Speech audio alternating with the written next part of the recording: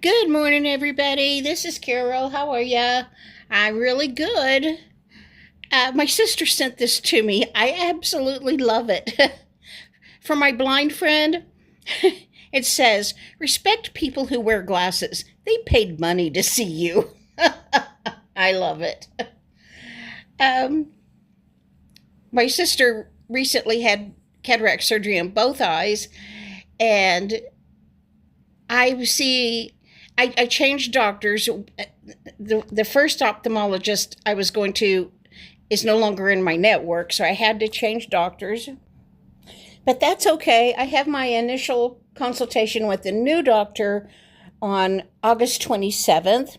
So I'm really looking forward to that. I know it'll probably be at least a month later when I actually have the surgery on one eye, and then I'll have to have the second eye done. But we're going to get the ball rolling, and I'm excited. I'm still thinking about the viral TikTok thing about a mother crying on TikTok because she was underwhelmed by her child's kindergarten classroom. This is Jerry Chang. She teaches gifted and talented classes at a school in Atlanta. I really like her. I watch her on TikTok.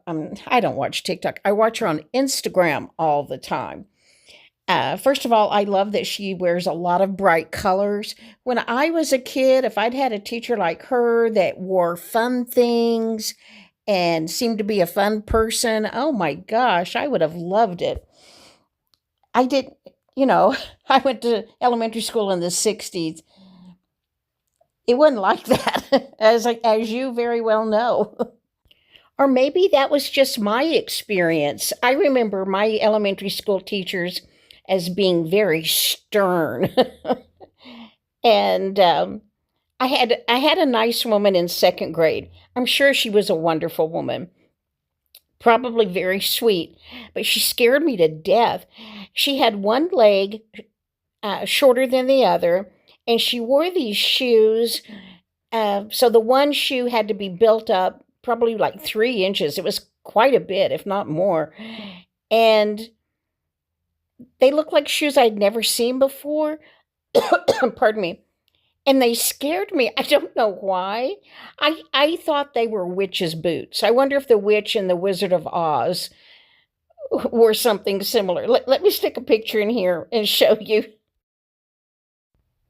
My teacher's shoes were a lot like this, but not nearly as cute. They didn't have the stitching on them or anything, but basically they looked like that. And I don't know why they scared me to death, but they did.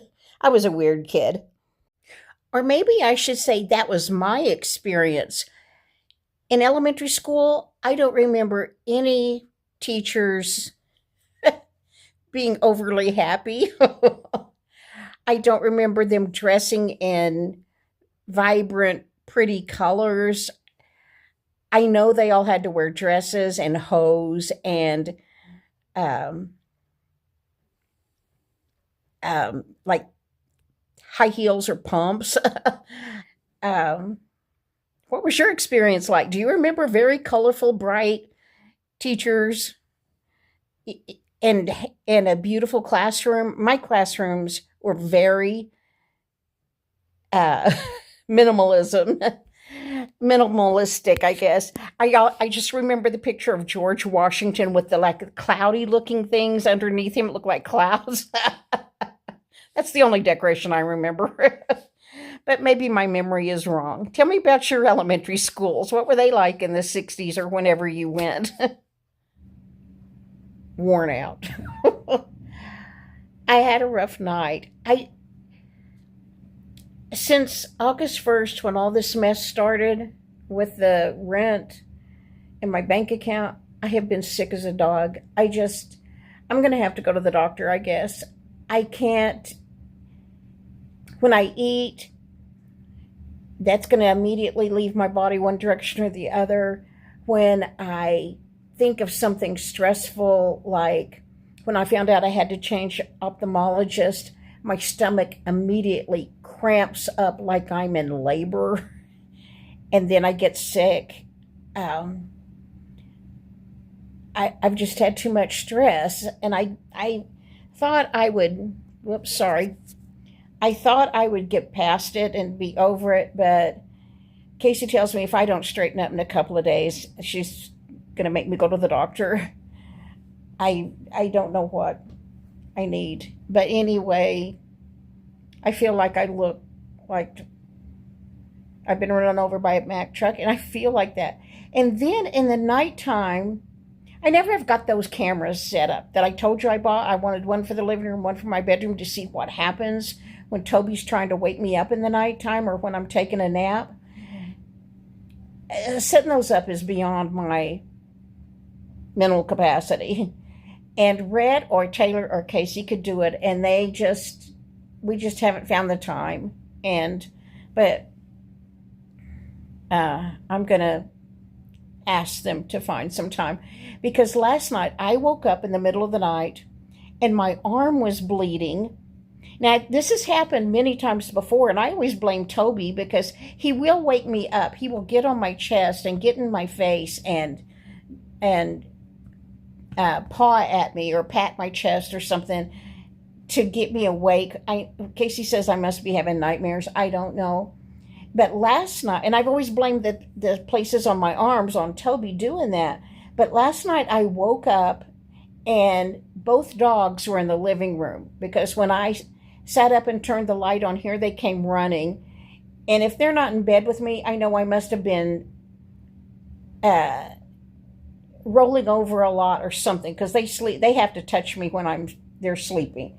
And so if they've gone to the living room to sleep, if they've abandoned me, I know I must have been disturbing them an awful lot. But look what I did to my arm. I don't know if I'm having a nightmare or something has triggered a trauma from my past and I'm fighting somebody off or what. I don't know. I'm just a basket case. That's what it is.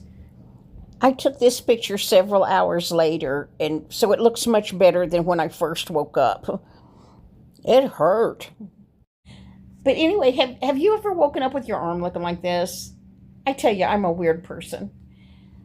But if I don't get my gut straightened out, I don't know what's going to happen. But anyway, that's why I don't want to talk about my rent anymore on the live or anything upsetting. I got some comments today that were not horrible, but just being judgmental of other people. And I'm just going to start blocking people. If you can't be nice and uplifting and kind and not judgmental, I guess I'm just going to have to learn how to block people. But anyway, this is my arm. And I don't feel like I got any sleep. Bye. Anyway, back to Mrs. Chang. I may have learned how to do a link. If I did, it'll be in the description. So look and see if I was successful. But anyway, Mrs. Chang has a little short video about how it would have felt to her as a teacher if a parent went on TikTok or wherever on social media and did a video about her without coming and talking to her about the problem, and how hard it would be for her probably to teach that child, because she was afraid if she did anything that the parent disagreed with would end up on social media. And I thought she had a real good point. I mean, she was saying if you need to complain about a teacher, complain, but don't do it on social media first. Go to the principal or talk to the teacher or whatever, somebody who can help get you straighten something out, not just attack them on social media. Anyway, if you want to see it, go look at this thing in the description. If I got it, the link actually up there. I can't even talk anymore. I'm gonna leave. Thank you for spending time with me today. I hope everybody's doing good. I'll see you in the next video. I appreciate you guys more than you'll ever know. I really do. Bye.